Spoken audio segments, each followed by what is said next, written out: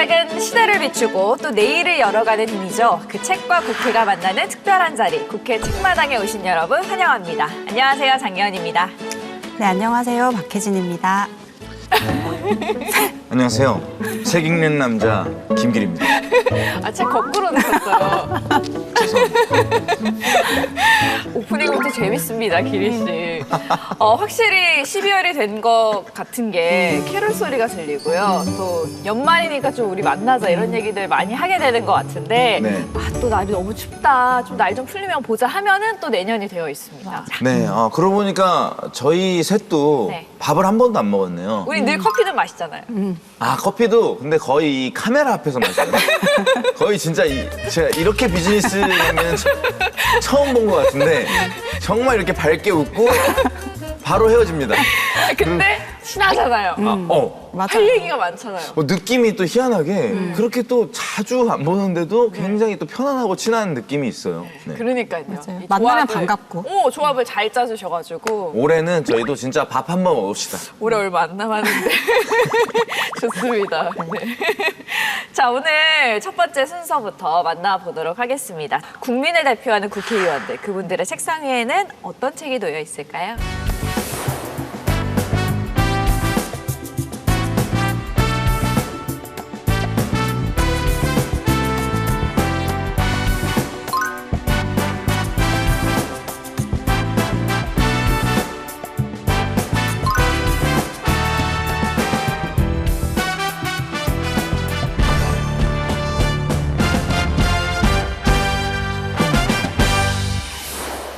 오늘 모실 분은 언론인 출신 국회의원입니다. 미디어와 소통의 강점을 살려서 현장의 목소리를 정책으로 옮기고 계신 분인데요. 제22대 국회의원 이정원 의원님과 함께합니다. 어서 오세요. 네, 안녕하십니까.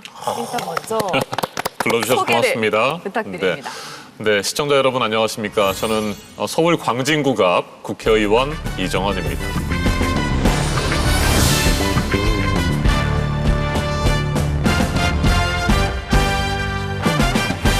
의원님이 무려 28년 언론인이셨다가 제22대 의원으로 국회에 오셨는데요. 직접 뛰어보시니까 어떠세요? 좀 차이가 있을까요?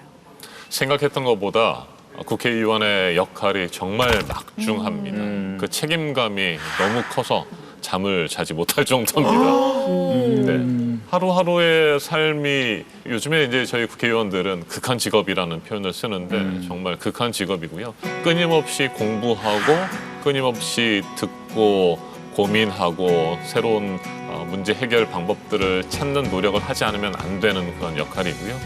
그만큼 하루하루를 소중하게 생각하고 열심히 살려고 노력하고 있습니다. 네. 언론계에 오랫동안 몸담으셨고 TV 앵커뿐만 아니라 특파원으로도 네. 활동을 하시고 그랬는데 이렇게 정치인으로 이렇게 전환하시게 된 계기가 있을 것 같은데 어떤 계기였을까요? 어렸을 때 그때 이맘때였습니다. 12월 초중순쯤 네. 겨울방학 하기 전에 그때 굉장히 추웠는데 학교를 가는 길에 작은 박스 같은 뭐 컨테이너 정도도 아니고요. 정말 베니어판하고 철판들을 이렇게 얽히설키 엮어서 만든 그런 작은 박스 같은 곳에서 한 아저씨가 밤을 지새고 나오셨어요. 낮에는 그 앞에서 물건을 파시는 거예요. 잡화 같은 걸 파시고 그 추운 겨울에 난로 하나 놓을 수 없는 그 박스 같은 곳에서 하룻밤을 지새고 나왔는데 몸이 꽁꽁 얼어붙어 있는 모습을 봤어요. 그러면서 연탄불에다가 밥을 지어서 드시는 그런 준비를 하는 모습이었는데 너무 마음이 아팠어요. 그리고 며칠 뒤에 학교를 마치고 돌아오는 길에는 할머니가 앞에 푸성기 몇 개 놓고 꽁꽁 얼어붙은 그 노란 도시락 통 있잖아요. 거기에서 이렇게 밥을 떠서 드시면서 손님을 기다리는 모습을 보면서 그들의 삶은 왜 나아지지 않을까. 그러면서 그때 생각했던 것이 평범하게 살아가는 사람들이 이렇게 힘들고 가난한 사람들의 손을 잡아주면 우리 국민 모두가 행복하지 않을까? 그렇게 힘든 사람들에게 또 절망에 빠진 사람들에게 힘이 되고 희망이 되어주고 싶다라는 생각으로 기자 생활을 했고 그리고 그 연결선에서 28년 동안의 기자 생활을 마치고 정치를 시작하게 된 것 같습니다. 한 사람이 한 네. 사람의 손을 잡아주면서 그렇게 세상이 바뀔 수 있겠다고 정말 생각이 드는데 네. 제 손 좀 한번 잡아주시겠어요? 힘드세요 요즘에? 좋습니다. 맞습니다. 절망에 빠진 한 사람을 살리는 것이 하나의 세상을 구하는 것이다. 그런 생각을 하면서 기자 생활을 했어요. 아니 근데 방금 말씀하셨다시피 이제 생방송으로 방송을 많이 하셨는데 그때 굉장히 긴장감과 압박감이 많이 들잖아요. 네. 그 시절의 그 압박감이나 긴장감이 의정 활동하시는데도 굉장히 좀 뭐 도움이 되신 부분이 있으신가요? 압박감은 없었던 것 같고요. 저는 정말 방송이 좋았습니다. 네, 우리 장혜원 좋아하셨을 것 아나운서도 같아요. 방송을 네. 좋아하시니까 지금 이렇게 멋지게 활동하고 계십니다만 저는 JTBC 사표를 내기 전에 한 5년 동안은 아침 뉴스를 했는데 새벽 2시 30분에 일어나서 출근을 새벽 했습니다. 2시 30분이요? 네. 그런데 제일 행복했던 순간이 어떤 때냐면 7시에 방송을 시작하니까 6시 한 58분쯤에 막 분장하고 옷 갈아입고 한 1분 만에 뛰어 들어갈 때 그 스튜디오 문을 쫙 여는 순간이 있잖아요. 그때 엔돌핀이 쫙 솟아오르는 오, 약간 네. 뮤지컬처럼 들어가셨어요. 신랑 입장. 네, 맞습니다. 항상 그런 마음으로 방송을 했던 것 같아요. 정말 생방송하는 것이 좋았고 그래서 그런 방송을 하면서 시청자들과 소통하고 우리 국민들과 소통할 수 있다는 것이 너무 감사한 일이었죠. 네. 국회 입성하시고 나서는 몇 시에 일어나시나요? 보통 6시 40분에 출근합니다. 네, 정말 바쁩니다. 특히 저처럼 이제 지역구를 가지고 있는 국회의원들의 경우에는 평일에도 행사들이 많습니다만 주말, 토요일, 일요일에도 행사라든지 이런 것도 굉장히 많아요. 어제도 일요일이었지만 제가 8개 정도 일정을 소화했습니다. 저도 진짜 사실 이 네. 프로그램 하면서 의원님들이 얼마나 바쁜지 좀 느끼고 있는 것 같아요. 근데 지금 지역구가 광진구시잖아요. 맞습니다. 이 광진구가 갖고 있는 특별한 매력이나 또 이 광진구에서 꼭 좀 해결하고 싶은 문제 있으면 어떤 것일지도 좀 광진구 정말 살기 좋은 곳입니다. 광진구로 이사 오십시오. 다만 네. 거기가 오래되고 낙후된 주택단지들이 좀 많아서 재개발, 재건축을 해야 되는 이슈들이 좀 있고요. 또 위반 건축물 양성화 법안이라는 것이 있습니다. 1960년대 만들어진 건축법이 지금 2025년에도 적용이 되면서 지나치게 규제가 이루어져서 건축물을 혹시 조금 뭐 집안에 있는 것들을 손을 본다거나 뭐 지붕을 덧댄다거나 뭐 이런 부분들에 대해서 건축법 위반으로 규정이 되고 거기에 따른 이행 강제금이 1년에 수백만 원, 많게는 수천만 원씩 부과돼서 힘든 분들이 있어요. 그래서 위반 건축물 양성화 법안을 통과시키는 것이 이번 정기국회에서 가장 큰 목표이고요. 오늘 이제 함께 나눌 책에 대해서 얘기를 좀 해볼 텐데요. 오늘 소개해 주실 책 어떤 책 가져오셨나요? 김지혜 교수님의 선량한 차별주의자라는 책입니다. 이 책은 우리 국민 모두가 한 번은 꼭 읽어주셨으면 좋겠다는 생각이 들 정도로 좋은 책입니다. 특히 정치를 하거나 방송을 하거나 말과 글을 가지고 삶을 살아가는 분들, 뭐 모든 분들이 다 해당이 되겠죠. 그런 분들은 한번 꼭 읽었으면 좋겠다는 그런 책입니다. 정말 네. 빽빽하게 표시를 네. 해서 오셨는데 아니 잠시만요. 아니, 지금 이게 아니 이게 색깔이 뭐 노란색마다 뭐 네. 의미가 있거나 그런 건 아니죠? 특별한 의미가 있는 건 아니고요. 이런 책들은 정말 한 문장 한 문장을 곱씹으면서 나의 생각을 정리하는데 도움이 되는 책이다 싶으면 저는 보통 한 3차례 정도 책을 읽습니다. 이 책의 경우도 한 3번 정도는 읽은 책입니다. 그래서 맨 처음에는 편하게 읽는데 두 번째 읽을 때는 처음부터 끝까지 다 읽으면 재미가 없잖아요. 네. 그래서 두 번째 읽을 때 내가 꼭 다시 봐야 할 부분들, 놓치고 싶지 않은 부분들을 이거 색깔은 상관없이 이렇게 해서 붙이고요. 그다음에 이제 3번째 읽을 때는 이 중요한 부분들을 좀 정리를 해서 거의 다. 이렇게 키워드 이런 것들을 좀 정리를 하죠. 정확한 건 나는 의원님처럼은 못 산다. 그렇죠? 와 대단하십니다. 제가 이번에 국정감사할 때도 이런 식으로 많이 정리를 해서 하니까 우리 기자님들께서 깜짝 놀라서 사진도 촬영해서 신문에도 나기도 하고.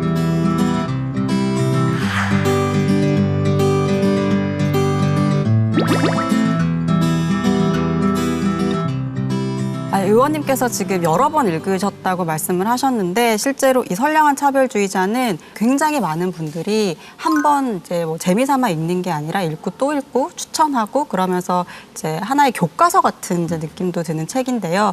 우리가 일상을 이렇게 살다 보면은 나는 그런 의도가 아니었는데 왜 나한테 차별을 했다고 하지? 이런 말을 듣거나 혹은 그런 생각을 하시는 경우가 있을 거예요. 그래서 이 책은 좋은 사람도 얼마든지 차별주의자가 될 수 있다. 그러니까 차별주의자, 차별을 한다는 행위가 어떤 선악의 문제라기보다는 어떤 무지, 어떤 뭐 익숙함, 편견 이런 것들의 발로일 수 있다는 것을 굉장히 구체적인 사례들을 통해서 보여주고 있는 그런 책이라고 할 수 있습니다. 기리 씨도 재밌게 읽은 것 같은데 어땠어요? 이 말이 어쨌든 자기 생각이 드러나는 거잖아요. 그러다 보니까 제가 나이가 들수록 조금 말을 조금 더 천천히 하게 된 것 같아요. 생각을 좀 많이 하다 보니까. 그래서 사실 방송을 하다 보면은 그게 또 좋지 않은 또 습관이 되기도 하는데 이 책을 읽고 나서 앞으로 말이 더 느려질 예정입니다. 더 생각이 많아졌어요. 이게 더 정말 여유 있게. 네, 더 천천히 생각하고 혹 이게 좀 느려서 템포가 많이 처지더라도 정말 많이 좀 고민하고 더 얘기를 신중하게 해야겠구나 그런 생각이 들었습니다. 우리는 이해하도록 하겠습니다. 네, 방송이 그렇기 더 때문에. 어려워질 것 같은데 좋은 의미로 어려워질 것 같습니다. 아니에요. 지금 굉장히 잘하세요. 말의 속도도 좋고요. 톤도 좋으시고 괜찮습니다. 우리도 평소에 말을 할 때 0.2초 정도 내가 말하고 싶어 하는 것보다 늦게 얘기한다라는 생각을 가지고 말하는 것이 참 필요하다. 저는 이제 이번에 국정감사에서도 많은 분들께서 안타까워 하셨습니다만 참을 수 없는 존재의 가벼움, 참을 수 없는 말의 가벼움 이런 것들 때문에 우리 정치인들이 때로는 많은 비판을 받고 있지 않습니까? 말의 무게감 이런 것들을 좀 느끼면서 말을 하려고 저도 열심히 노력하고 있습니다. 네. 진짜 어려운 것 같아요, 늘. 의원님께서 방금 말의 무게감에 대해서도 얘기를 하셨는데 네. 이 책을 가져오신 네. 또 포인트가 남다를 것 같아요. 네, 맞습니다.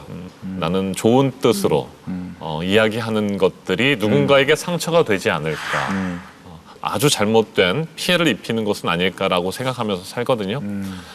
그때 만난 책이 바로 이 선량한 차별주의자라는 책입니다. 우리 모두는 기본적으로 인간은 다른 사람을 차별하지 않는다라고 믿고 살아갑니다.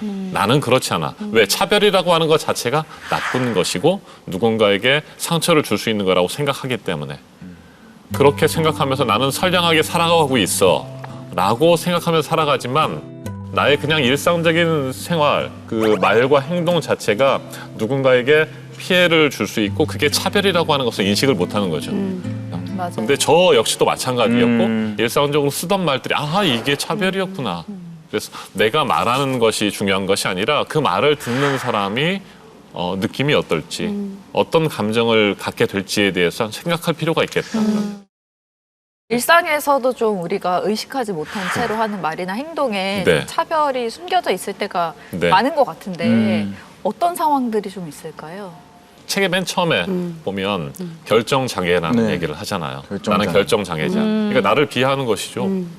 나는 어떤 중요한 순간에 결정을 내리지 못해. 저도 그렇거든요. 뭔가 물건을 사려고 할 때 제 아내에게 결정을 맡긴다든지 그런 경우들이 있습니다. 그래서 저도 제 자신이 결정장애가 있나라는 말을 그냥 쉽게 내뱉어버리는 것이죠. 근데 이건 장애라고 하는 단어 속에 이미 부족함, 열등감, 잘못된 거, 미흡한 거 이런 그런 뜻이 내포되어 있는데 그런 것들을 가지고 아무데나 그냥 붙여 쓰는 것이죠. 근데 장애를 가진 사람들이 살아가는 그 삶에 대한 공감 없이 그들에게 상처를 줄 수 있는 단어들을 마구잡이로 갖다 붙이는 거 그런 것들이 잘못된 것이죠. 그래서 우리가 살아가는 데 있어서 일상적인 그런 삶이 누군가에게는 피해가 될 수 있는데 그것조차도 잘못된 표현과 말이라고 하는 것을 모르는 것 그것이 가장 큰 문제인 것이어서 이 책에 나오는 아주 그 디테일한 그런 사례들이 저에게 새로운 도전이 되고 저 자신에게 중요한 물음이 되더라고요. 보통은 우리가 자기가 경험하는 수준 안에서만 세상을 좀 이해하게 되거든요. 그러니까 그러지 않으려고 노력을 하고 않고 싶다고 생각을 해도 이제 구체적으로 이제 공부를 하고 업데이트하지 않으면 부지불식간의 그런 이제 편견을 내가 직접 행하는 사람이 되는데, 예를 들면 저도 가족 중에 이제 암으로 고생을 한 이제 분이 계세요. 근데 그 이전에는 뭐 암유발 야구 이런 얘기들을 보면 그냥 뭐 재밌게 봤었어요. 그러니까 아, 사람이 답답하고 힘들게 한다. 그럴 때 이렇게 쉽게 얘기를 하잖아요. 근데 그게 이제 가족에게 진짜 그 암이라는 게 얼마나 힘든 상황이 됐었는지를 보고 나니까 그런 표현이 굉장히 큰 상처가 될 수 있겠다 이런 생각들을 많이 했고, 여기 나오는 구체적인 사례들이 그래서 굉장히 중요하더라고요. 우리는 뭐 내가 그냥 나는 괜찮은 사람이고 좋은 의도를 가지고 있다고 생각하지만 그 의도가 꼭 좋은 결과는 아니거든요. 그 의도가 결과로 이어지려면 그때마다 실수를 덜 하기 위해서 업데이트를 해야 된다 이런 생각을 많이 했고, 그런 점에서 좀 이제 공포심도 갖고 두려움도 갖게 되죠. 내가 실수할까 봐. 뭐 그런 것들을 두루 생각하면서 자신의 발언을 조심하는 것, 내 말에 이제 무게를 체감하는 것, 이런 거 굉장히 중요한 일인 것 같다는 생각을 하면서 읽었습니다. 기리 씨도 여기서 좀 기억에 남는 구절이나 좀 네. 마음에 드는 그런 장이 있었을까요? 한번 제가 읽어드릴게요. 좋습니다. 한 가지 사실은 분명해진다. 유머가 사회적 맥락에 따라 달라진다는 점이다. 우리는 무엇을 유머로 받아들이는가? 우리는 어떤 내용을 보고 즐거워하는가? 유머, 장난, 농담이라는 이름으로 다른 누군가를 비하함으로써 웃음을 유도하려고 할 때 그 누군가는 조롱과 멸시를 당한다. 그리고 그 누군가는 놀려도 되는 특정한 사람들에게 집중되고 반복된다. 우리가 누구를 밟고 웃고 있는지 진지하게 질문해야 하는 이유이다.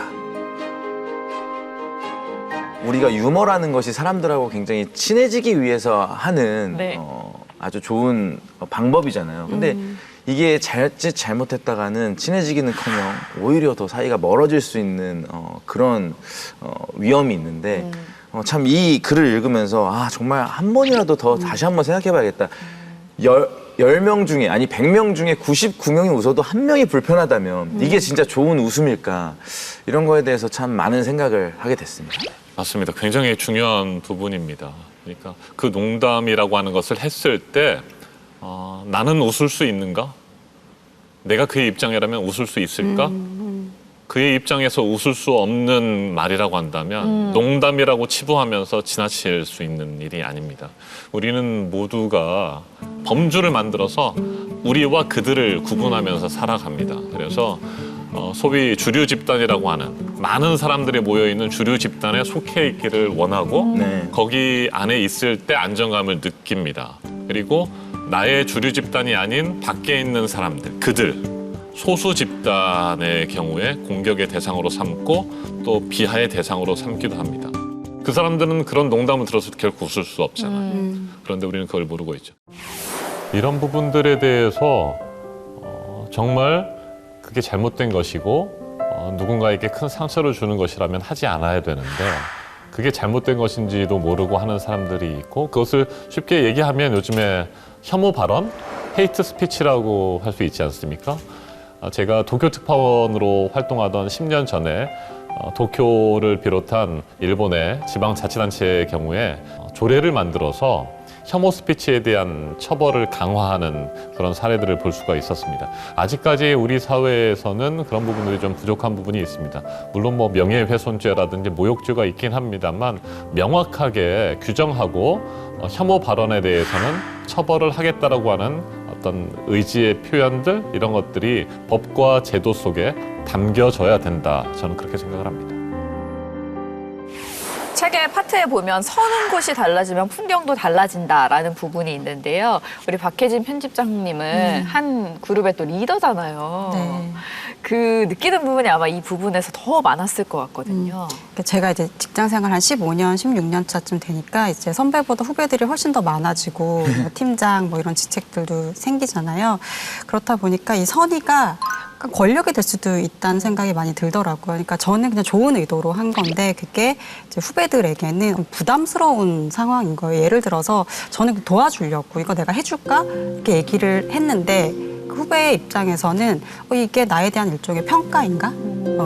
이렇게 좀 받아들일 수도 있죠. 그러니까 우리가 자기가 서 있는 곳에서만 생각을 하면 내가 선 다른 곳에 있는 사람은 내 이 행위를 어떻게 받아들일지 전혀 이제 우리가 예측하지 못하고 그냥 행하는 거죠. 그것도 일종의 선량한 차별주의자의 한 면모가 될 수 있겠다는 생각이 드는데 그런 점에서 되게 인상적인 파트가 있어서 한번 낭독을 해보면 나는 어디에 서서 어떤 풍경을 보고 있는가? 내가 서 있는 땅은 기울어져 있는가 아니면 평평한가? 기울어져 있다면 나의 위치는 어디쯤인가? 이 풍경 전체를 보려면 세상에서 한 발짝 밖으로 나와야 한다. 우리는 아직 차별을 부정할 때가 아니라 더 발견해야 할 때다. 저도 이제 회사에서 책을 만드는 일을 하고 있잖아요. 근데 우리가 보통 책을 볼 때 그 책이 일종의 기준이라고 생각을 하기도 하거든요. 근데 그 책을 만드는 사람들이 이 차별에 대한 감수성이 낮으면 그런 편견과 오해를 책이라는 활자로 확정해서 사실 내보내는 거예요. 그러면 이제 대중들은 그걸 읽고 그게 또 하나의 표준처럼 받아들이는데 그렇기 때문에 이게 혹시 어떤 사람들에게는 불편한 단어이거나 생각이지는 않을까 이런 것들에 대해서 책임감을 가지고 일을 해야 되지 않을까라는 생각이 많이 드는 부분이었어요. 사실 모두에게 다 해당되는 말이 아닐까 싶긴 한데요.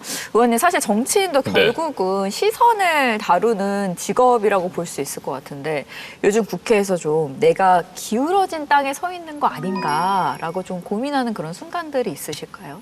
이번에 이제 국정감사를 진행하면서 이 대포폰을 이용해서 각종 보이스피싱이라든지 범죄들이. 스미싱, 로맨스 캠 이런 것들이 범죄에 네. 활용되는 거 아닙니까? 추적하다 보니까 동남아시아의 특정 국가 개통 건수가 굉장히 폭발적으로 늘었더라고요. 근데 그 국가를 말하려고 하는 순간 그건 내가 파악하지 못한 또 다른 여러 가지 이유들이 있을 텐데 마치 그 국가의 국적을 가진 사람들이 범죄자처럼 여겨져서는 안 된다라는 생각이 들어서 저는 그 부분을 빼고 국정감사에서 질의를 했었습니다. 예를 들어서 뭐 아시아 사람들은 뭐 어때? 뭐 아프리카 사람들은 어때? 이런 생각 자체가 아주 잘못된 고정관념인 것이고 그런 부정적이고 잘못된 고정관념이 낙인이라고 하는 잘못된 또 행위로 이어지는 것이죠. 혹시 나의 의정 활동에도 그런 선입견이나 잘못된 고정관념 이런 것들이 작용하지는 않을까라는 생각들을 계속 돌아보면서 주의하고 신경 쓰고 있습니다. 우리 이정원 의원님과 함께 선량한 차별주의자에 대해서 계속 얘기를 나누고 있는데요. 끝으로 이 책을 좀 시청자분들에게 추천을 하시면서 꼭 주고 싶은 메시지가 있으실 것 같아요. 네. 평등의 가치가 공동체의 원칙으로 천명되고 새로운 질서가 우리 사회 곳곳에 뿌리 내리도록 하기 위해 법과 제도 역시 필요하다. 일상의 성찰과 함께 평등의 실현을 위한 법과 제도에 관한 논의가 필요하다. 이 모든 일은 평등이라는 원칙을 기준으로 새로운 질서를 만드는 일이다. 우리가 동료 시민의 존엄성과 평등을 해치는 폭력에 대해 단호하게 거부하는 태도를 보이듯이 차별에 대해서도 단호하게 거부하는 규칙을 만들고 따르기로 약속할 수 있고 그렇게 해야 한다. 결국은 우리 모두가 소수자이며 우리는 연결될수록 강하다는 정신이 세상을 변화시켜 왔다. 당신이 있는 자리에서 당신은 어떤 선택을 하겠는가라고 하는 물음으로 끝나는 문장입니다.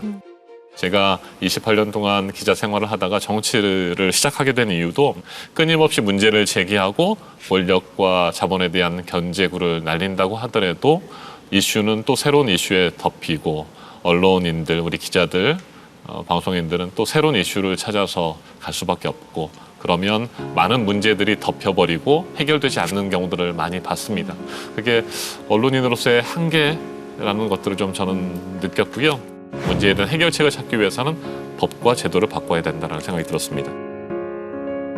또 하나, 우리는 모두가 소수자이며 연결될수록 강하다. 이게 굉장히 중요한 메시지라고 저는 생각을 합니다. 앞서 우리와 상대적인 개념으로 그들을 이야기했잖아요. 네.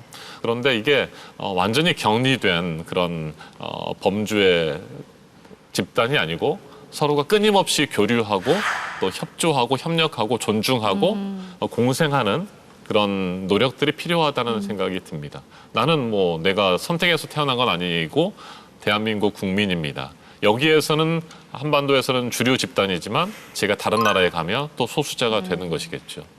내가 언제든지 내가 서는 곳에 따라서 나도 소수자가 될 수 있고 나도 농담이라는 이유로 내뱉어지는 수많은 모멸과 차별의 피해자가 될 수 있다는 생각을 가지고 주류 집단으로 속해 있는 이 땅에서도 우리가 약하고 힘없고 차별당하는 사람들을 위해서 살아가는 것이 필요하겠다는 생각이 듭니다. 그리고 한 가지만 더 말씀드리고 싶은 건 제가 좋아하는 김춘수 시인의 꽃이라는 시 다들 잘 아실 겁니다. 내가 그의 이름을 불러주기 전에는 그는 다만 하나의 몸짓에 지나지 않았다. 내가 그의 이름을 불러주었을 때 그는 나에게로 와서 꽃이 되었다. 우리가 누군가를 비판하고 차별하고 그런 것조차도 그게 비판이고 차별인지를 모르면서 농담이라고 치부하는 것들이 얼마나 잘못된 것인가. 농담이라고 말하는 순간 그것은 잘못된 것이 아니라 일상적인 것이 돼버리는 거죠. 그 부분을 김지혜 교수님께서는 호명 권력이라고 합니다.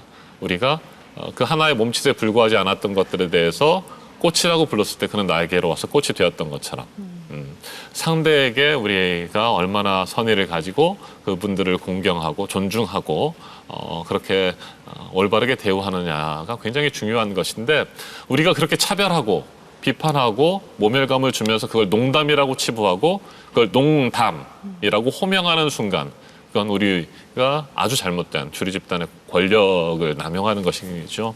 그래서 상대를 존중하고 그 집단이 완전히 격리되어 있는 것이 아니라 서로 끊임없이 교류하고 협조하면서 살아가는 그런 세상, 모두가 함께 더불어 행복한 세상, 그런 세상을 만들어야겠다는 생각을 합니다. 그게 이제 의원님의 앞으로의 계획에도 좀 포함이 그렇습니다. 될까요? 와, 좋습니다. 오늘 긴 시간 얘기 나눠봤습니다. 함께 하셨는데 어떠셨는지요? 이런 생각들을 함께 나눌 수 있는 자리가 너무 소중합니다. 사실 살아가면서 느끼지 못하는 거, 자각하지 못하는 것들이 너무나 많습니다. 그래서 이런 자리를 통해서 함께 생각을 나누면서 아하, 그렇구나. 나의 이 생각이 잘못된 것이었구나. 일상적인 것이고 누구나 다 그렇게 생각하는 것이라고 판단했던 것들이 또 다른 사회, 또 다른 집단에게는 얼마나 큰 상처가 될 수 있겠구나. 라는 것들을 이렇게 함께 나눌 수 있는 자리가 많았으면 좋겠고 그런 측면에서 이 프로그램은 정말 칭찬받아 마땅하고 아주 좋은 프로그램입니다. 감사합니다. 오늘 거의 의원님이랑 얘기 나눈 게 아니라 우리 방송인 성태와 함께 얘기를 나눈 것 같아서 아주 편안하고 즐거웠습니다. 또 연을 맺었기 때문에 저희가 또 앞으로 행보도 응원하도록 하겠습니다. 알겠습니다. 고맙습니다. 네, 고맙습니다.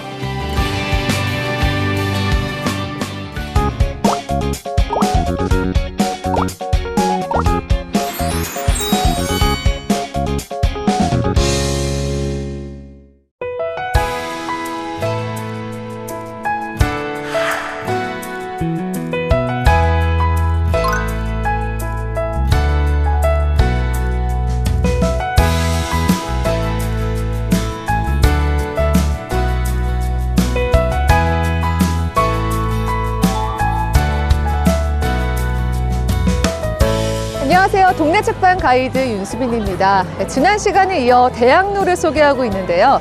오늘은 해화동을 거닐면서 이 골목 속의 숨은 책방들을 살펴보려고 합니다.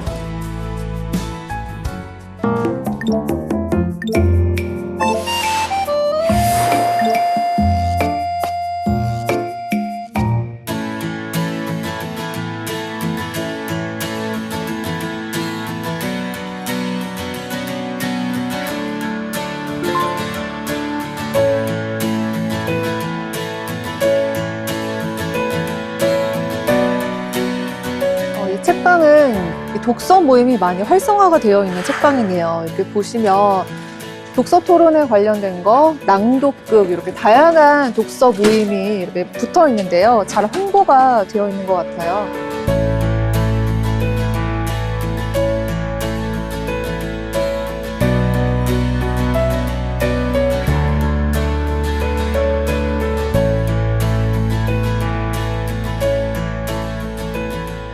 대표님, 안녕하세요. 네, 안녕하세요. 반갑습니다. 소원 책담 어떤 책방인지 좀 간략하게 소개를 좀 해주세요. 저희 책방은 협동조합으로 운영이 되고 있고요. 한 달에 한 번 하는 독서 모임이 여러 개가 있어서 골라서 독서 모임을 할 수 있는 책방입니다. 그러면 협동조합이라는 게 저는 사실 좀 생소하거든요. 책방에서 어떻게 운영이 되는지 궁금해요. 네, 말 그대로 협동해서 이루어지는 곳이라고 생각하시면 좋을 것 같아요. 그래서 같이 뜻을 함께하는 사람들끼리 같이 모여서 이곳에 여러 가지 운영이나 독서 토론 같은 것들을 꾸려가고 있습니다.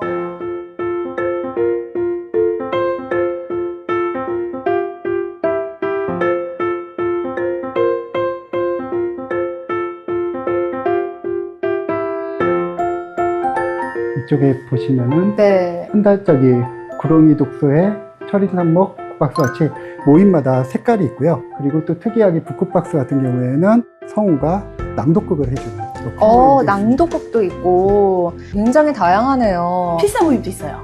필사 모임도 있고요. 아, 이렇게 독서 모임 많은 책방은 전 처음이었던 것 같아요.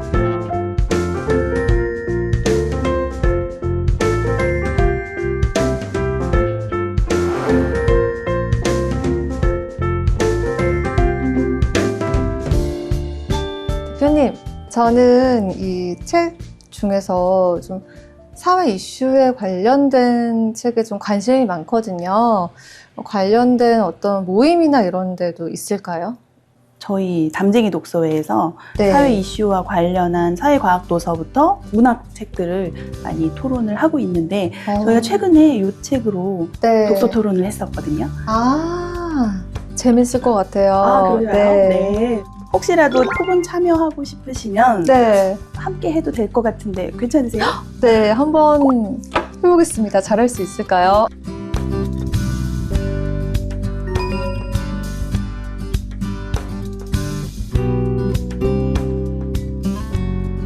모임에 네. 오시는 분들께 제공되는 자료를 간략하게 요약해가지고 이렇게 정리를 해둔 건데요. 이런 이야기를 할 거구나 라고 대강 머릿속으로 그림을 그리면서 또 남들 이야기하는 거 들어가면서 같이 토론에 참여하실 수가 있어요. 보기에는 좀 스토리가 술술 읽히는 것 같긴 하거든요. 맞아요. 근데 책이 전체적으로 주는 메시지는 좀 묵직한 것 같아요. 혹시 살아내면서 네. 왜 나한테 이런 일이? 라고 느꼈던 순간 같은 거 있으세요? 많죠. 네, 근데 살다 보면 그런 억울한 순간들이 좀 있지 않나요? 네. 그럴 때마다 어떻게 그 순간을 넘기셨어요? 그냥 겸허히 받아들이는 방법밖에는 없었던 것 같아요. 맞아요. 네. 선생님은 어떠셨어요? 마찬가지로 그걸 받아들이지 않으면 물분의 통해서 살아갈 수가 없죠. 오히려. 그렇죠. 억울해가지고. 그러니까 여기 있는 인물들도 얼마나 억울하겠어요. 항의할 수 있는 데라고는 신밖에 없는데 신은 사실 어떤 대답도 주지는 않잖아요. 그럴 때마다 이 사람들이 할 수 있었던 것은 받아들이는 거. 받아들이는 거. 그렇죠. 그렇기 때문에 한편으로는 그 받아들이는 것이 뜨거운 사랑을 의미를 할 수도 있겠지만 어쩌면 사랑이라고 하는 것은 어떤 뜨거운 강렬한 맹목적인 감정이 아니라 그 안에 여러 가지의 밝음 아니면 그림자 이런 여러 가지의 명암과 같은 그런 감정들을 전부 다 복합적으로 가지고 있는 게 아닌가라는 것이 이 소설에서 각각 5명의 인물들을 중심으로 풀어내고 있는 이야기예요. 보통 뭐 TV 뉴스를 봐도 사건 사고 소식 굉장히 많잖아요. 그런 거 보면 약간 그런 생각은 좀 들어요. 신이라는 게 존재하긴 하는 건가? 그렇죠. 네. 맞아요. 그래서 여기에 있는 이 죽음을 맞은 이 5명의 주변 사람들도 끊임없이 물어요. 신이 있는가? 그런데 막상 여기에 있는 주인공들 그리고 우리가 이 책을 계속해서 읽다 보면은 신은 아무 의도가 없었나 보다 라는 생각을 신은 신이고. 하게 되죠. 네. 이렇게 독서 모임도 한번 참여해 보셨는데 어떠셨어요? 참가함으로써 이 책이 더 궁금해지고. 맞습니다. 네, 그리고 다양한 의견들이 또 모이니까. 그렇죠. 더 궁금해지면서 동시에 나는 분명히 이 책을 혼자 읽었는데 네. 와가지고 같이 이야기를 나누게 되면 여러 사람이 읽은 그 효과를 내가 아주 그냥 담뿍 받고 가는 거죠. 그래서 독서 토론하면 한 번 자기가 읽을 때 한 번 읽고 그다음에 같이 이야기하면서 또 한 번 읽는 셈이 되고 또 한 번 나중에 여운 때문에 한 번 더 읽는 세 번 읽는 셈이 되는 거죠.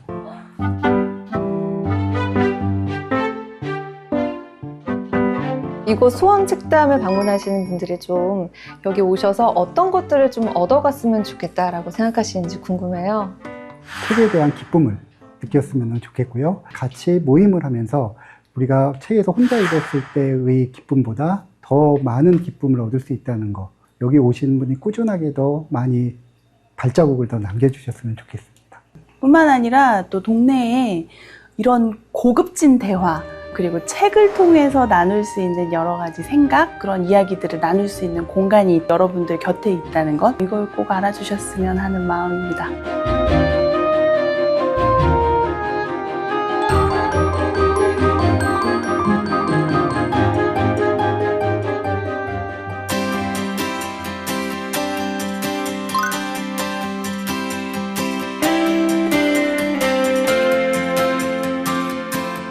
요즘 유행하는 말이 있죠. 나만 없어 고양이. 이 고양이는 존재만으로도 힐링이 되는 그런 동물인 것 같은데요. 이곳 해화동에서 조금 더 걸어 들어가면 고양이가 있는 책방이 있다고 해서 가보려고 하는데요. 지금 바로 가보시죠.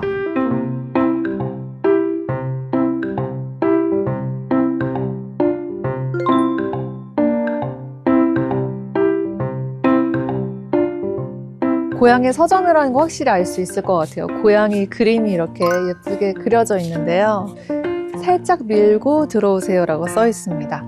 들어가 볼게요.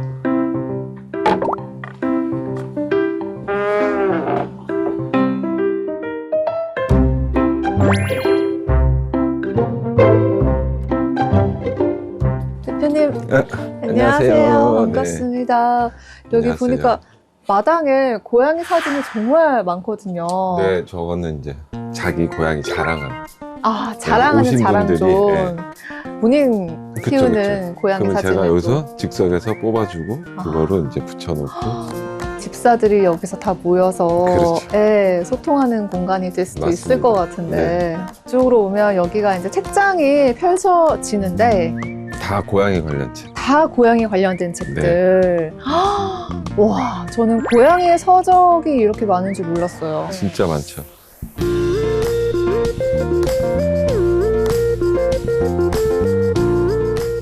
대표님이 개인적으로 아끼는 그런 고양이 서적 있으세요? 이건 고양이한테 읽어주는 책. 한번 어머, 읽어주고. 미야오. 이런 게 있어요? 네, 이게 고양이 언어인 거죠, 그죠? 그렇죠. 네. 와, 너무 신기하다. 이걸로 파악을 할 수가 있나요, 고양이의 아, 심정을? 되게 슬픕니다, 이거. 아, 정말요? 어떻게 파악할 수 있지? 되게 신기하다.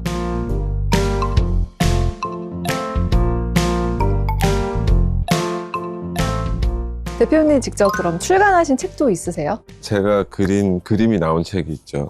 이제 악의 꽃이라는 책인데 아겠군. 고양이 그림들을 제가 이제 다 그리고 그림이 되게 심오한데요? 네.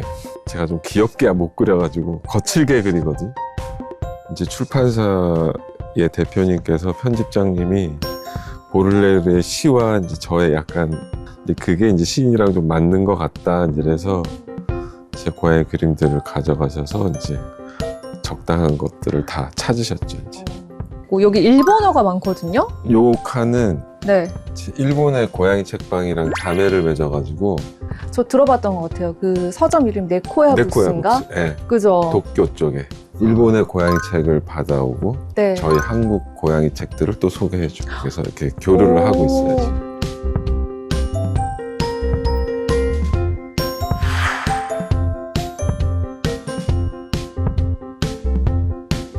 여기는 전시하는 존인가 봐요.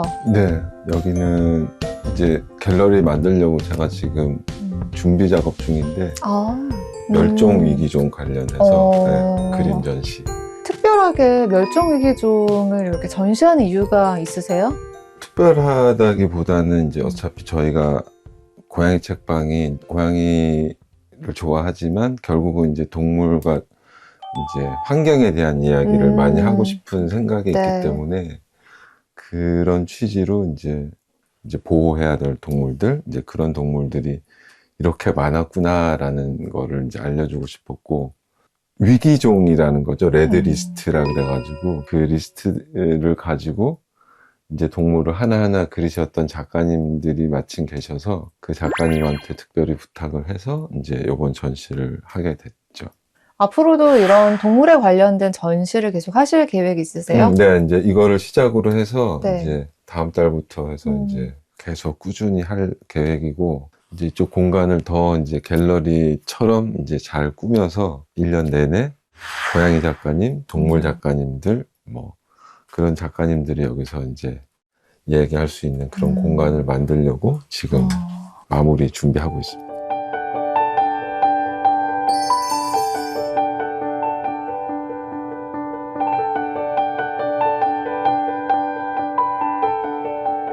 이곳 책본향이라는 서점을 방문하시는 분들에게 좀 특별하게 전하고 싶은 메시지가 있을까요? 일단 책본향 오시는 분들은 하루 하동이라고 저희 사장님이거든요. 고양이 2마리랑 같이 있기 때문에, 그래서 이제 들어오실 때 이제 좀 조심해서 들어와 주셨으면 좋겠고, 고양이 마음을 이해하는 방법에 관련된 책들도 굉장히 많거든요.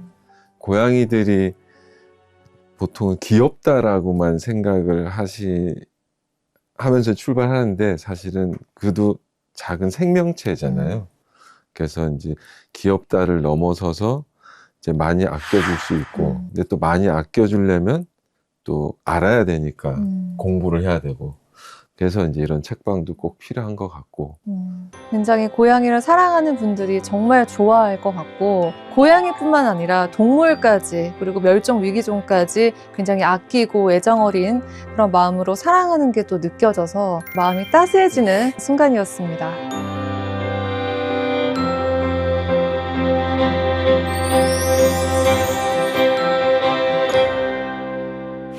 이번 순서는 김기리 씨가 준비한 그때 그 책입니다. 에디터님, 잘 들을 준비 되셨나요? 됐습니다. 귀 한번 오픈해 주시겠어요? 지금 전혀 들을 준비 안 되신 것 안 같은데. 들으려고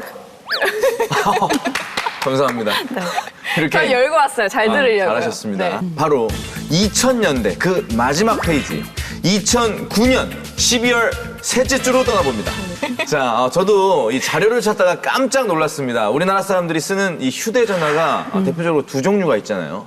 여러 종류. 여러 종류가 있는데 그중에서 특히 2종류를 좀 더 많이 쓰는 것 같은데 우리나라 대기업 제품이냐 아니면 미국의 대기업 제품이냐 이거죠. 자, 그중에서 바로 미국 대기업 제품 아이폰, 이 제품이 여러분들 언제 나왔는지 아세요? 언제 나왔는지 아세요? 지금으로부터 딱 16년 전 2009년입니다. 16년 전이요? 네, 이거밖에 안 됐어요. 그러니까 그 당시에 좀 미리 사기 위해서 오픈런하고 했던 게 뉴스로 나왔던 게 기억이 납니다. 아, 맞아요. 지금은 정말 상상도 안 되지만은 당시에는 이제 폴더폰이나 이 슬라이드폰 뭐 이런 것들만 썼었으니까요. 뭐 그런 CF 음악도 많이 기억나잖아요. 따다다 이런 거 다 기억나죠? 네, 기억나요. 네네. 자, 스마트폰이라는 새로운 세상이 열리던 그때 사람들은 무슨 책을 읽고 있었을까요? 궁금하시죠? 그래서 오늘은 2009년 12월로 돌아갑니다. 네, 2009년 12월 둘째 주 사람들에게 많은 사랑을 받았던 책 중 단연 눈에 띄는 책은 무려 8위부터 5위까지 줄 세우기를 한 스테프니 메이어의 트와일라이트 시리즈입니다. 진짜 그 영화 너무 좋아했어요. 오. 책으로 보진 않았고 영화로 접했는데 네. 진짜 지금도 좋아요. 이 시리즈는 2005년 트와일라이트를 시작으로 2006년에 2부 뉴문, 2007년엔 3부 이클립스, 그리고 2008년엔 4부 브레이킹 던까지 총 4권으로 구성이 돼 있습니다. 2009년에 엄청난 수상도 했습니다. 네, 2009년 니키즈 초이스 어워드에서 최고의 책 부분으로 선정이 됐습니다. 무려 해리포터를 제치고. 와, 해리포터를 제쳤다는 건 진짜 어마어마한 거잖아요. 아니, 왜 이렇게 인기가 있었던 걸까요? 먼저 이 완전히 새로운 네. 뱀파이어의 재해석이었습니다. 기존 뱀파이어 하면 뭐가 생각나세요? 뭐 하얀 피부, 송곳니. 아, 송곳니. 요 정도. 이 트와일라이트 뱀파이어는 완전히 달랐습니다. 평범하게 학교도 다니고 낮에 막 돌아다니면서 연애도 또 해요. 전통적인 뱀파이어 설정을 완전히 뒤집어 버린 거죠. 근데 사실 모두가 되게 좋아했던 작품 중에 하나인데 이런 작품의 문학적 완성도를 얘기할 필요가 있나라는 생각이 들긴 하는데 이게 좀 논란이 있었잖아요.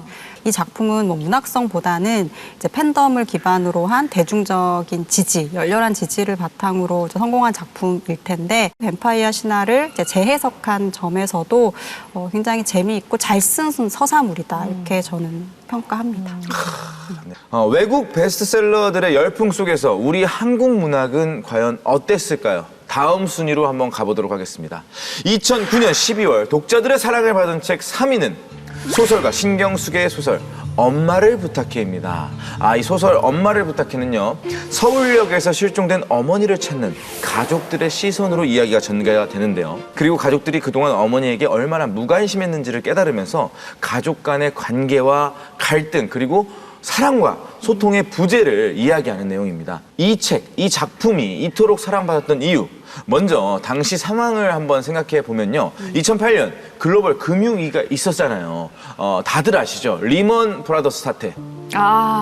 미국 투자은행 네. 리먼 브라더스가 파산을 하면서 글로벌 금융위기가 왔잖아요. 그 당시에 딱 이제 얘기를 하고 있습니다. 그때 이 경제가 어려워지니까 사람들이 가족의 소중함 그리고 특히 어머니의 존재에 대해서 다시 생각하게 된 겁니다. 딱 시대상으로 모두가 원했던 책인 것 같아요. 네, 맞습니다.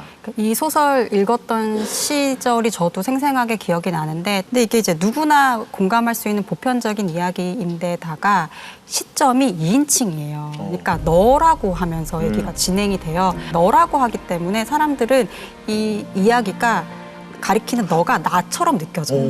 그래서 엄마를 잃어버리고 엄마를 찾아야 되고 엄마를 향한 그리움과 미안함과 죄책감들에 대한 이야기가 마치 내 얘기인 것만 같이 받아들여지거든요. 그래서 더 뭉클하고 더 슬프고 더 미안한 감정이 생겼던 게 아닌가. 다들 어머니께 마지막으로 연락한 게 언제인가요? 언제세요? 어제 어제. 저는 오늘 아침에 엄마가 차려주는 밥을 먹고 엄마랑 같이 사시는구나. 같이 살아요. 효자상인데요. 저도 효자 아닙니다. 그래요? 몇 번 전화하세요? 오랜만에 전화했어 어제. 왜 이럴까? 반성 좀 하세요. 여러분들 저희 감정이 느껴집니까? 여러분들도 너도 너 엄마한테 오늘 지금 이 방송 보시는 분들 모두 전화 한 통 하시고 메시지 하나 딱 하나라도 보내시면서 아주 따뜻한 연말 되시길 응원합니다. 2009년 12월 둘째 주 독자들에게 사랑을 받은 책 2위는 무라카미 하루키의 이치큐 하치온입니다. 또 나왔습니다. 네. 1Q84 이렇게 하는 분들도 네. 있었어요. 네네네. 근데 이치큐 하치온. 이치큐 하치온. 우리 에디터님께서 한번 자세히 설명해 주시겠어요? 보통은 이제 1Q84로 많이 읽었는데요. 네네. 정확하게는 이치큐 하치온으로 일본어로 읽는 게 맞다고 합니다. 그럼 1이 이치, 그리고 84가 하치온. 네, 그렇죠. 그러면 가운데 Q는 뭘까요? 이건 뭐예요? Q는 이제 퀘스천이라는 의미도 있고요. 그리고 이 작품이 1984를 이제 그 모티프로 쓴 작품이거든요. 네. 네네네. 그래서 그 9를 일본어로 Q라고 해요. 그래서 그 Q가 네, 좀 어감이 그 발음이 비슷하잖아요. 그래서 이제 그걸 의도한 것도 있다고 합니다. 그러면은 약간 질문하는 1984년이라고 봐야 될까요? 이원 씨, 천재입니다. 맞습니다. 이치큐 하치오는 1984년 도쿄를 배경으로 한 소설인데요. 현실과 비현실이 뒤섞인 세계에서 두 주인공 아오마메와 덴고가 서로를 찾아가는 이야기입니다. 1984년과 닮았지만 어딘가 다른 이치큐 하치온이라는 평행 세계에서 벌어지는 사랑, 고독, 그리고 믿음의 여정을 그렸습니다. 아무래도 한국에서 인기가 있었던 만큼 네. 일본에서는 더 대단하지 않았을까요? 사실 하루키니까 가능했던 거죠. 네. 기사를 조금만 검색해보면 이치큐 하치오는 발간 전부터 예약 1위였다고 합니다. 그래서 일본에서는 이 책과 관련된 책만 7권 이상 나왔습니다. 해설서, 가이드북, 분석서 등등이요. 2차 컨텐츠까지. 네. 자, 그럼 여기서 깜짝 퀴즈. 이 소설 제목이 뭐라고요? 이치큐 하치온. 네. 1Q84 아니죠. 이치큐 하치온입니다. 꼭 기억해 주세요. 다음으로 넘어가 보겠습니다. 2009년 12월 둘째 주 가장 많이 읽은 책 1위는 바로 댄 브라운의 로스트 심벌입니다. 로스트 심벌은 암호, 상징, 그리고 비밀 조직을 둘러싼 미스터리입니다. 주인공은 로버트 랭던이라고 하는 하버드의 기호학 교수입니다. 이 랭던 교수가 어느 날 워싱턴으로 강연을 하러 갔다가 랭던의 멘토가 납치되는 사건이 벌어집니다. 그래서 랭던이 멘토를 구하기 위해 고대의 암호를 풀면서 사건의 실마리를 찾아가는 거죠. 사실 내용을 들으면 너무 재밌을 것 같거든요. 저도 미스터리물 좋아하니까. 근데 제목이 좀 끌리는 게 덜한 것 같아요. 맞습니다. 반응이 어땠을까요? 그 제목이 좀 매력이 확 덜하긴 한데 그럼에도 불구하고 이 작품을 쓴 댄 브라운은 워낙에 매니아층이 강했던 작가였어요. 그래서 우리가 뭐 익히 들어서 알고 네네. 있는 그 랭던 시리즈 있지 않습니까? 천사와 악마 그리고 네. 이제 다빈치 코드. 그러니까 여기에 이은 세 번째 작품이 바로 로스트 심벌이었고요. 이 작품 보니까 출판되고 나서 초판이 무려 650만 부가 팔렸대요. 엄청난 팬덤이 있는 작가다 그렇죠. 보니까 네, 이런 네. 대기록을 세운 것 같은데 이 책을 보면 비밀 조직 아니면은 뭐 기호 이런 요소가 꽤 작용을 하더라고요. 맞습니다. 그게 바로 로스트 심벌의 특징입니다. 이 기호와 상징은 단순 장식이 아니라 이야기를 이끌어가는 축입니다. 그래서 사실 좀 어렵긴 합니다. 이 암호를 푸는 얘기인 줄 알았는데 읽다 보면 결국은 이게 사람 마음의 퍼즐을 얘기하는 거더라고요. 사실 우리의 일상에도 암호 같은 언어들이 막 숨겨져 있잖아요. 뭐 네. 톡에 보낼 때다든지 아니면 뭐 눈빛으로 암호를 쏜다든지 네. 이런 것들. 네, 그렇죠. 서로 지금 우리가 무수히 많은 사실 암호들로 좀 이야기를 하고 있는 거예요. 저는 이런 책이 이렇게 대대적으로 성공을 하는 걸 보면 진짜 사람들이 좋아하는 이야기의 핵심에는 그 미스테리가 있구나라는 생각이 늘 들어요. 그리고 뭔가를 보면 이게 음모론이라고 이렇게 얘기를 할 수도 있지만 그제 은밀하고 드러나지 않은 것들을 막 파헤치려고 하는 그런 비밀스러움에 끌리는 그런 이야기적 DNA가 우리 인류에게 있는 거 아닌가라는 생각이 들고 그런 점에서 되게 중요한 책이라고 생각을 해요. 오늘도 현명하게 분위기 파악 잘하고 센스 있는 하루를 보내시길 바라겠습니다. 지금까지 김기리의 그때 그 책이었습니다.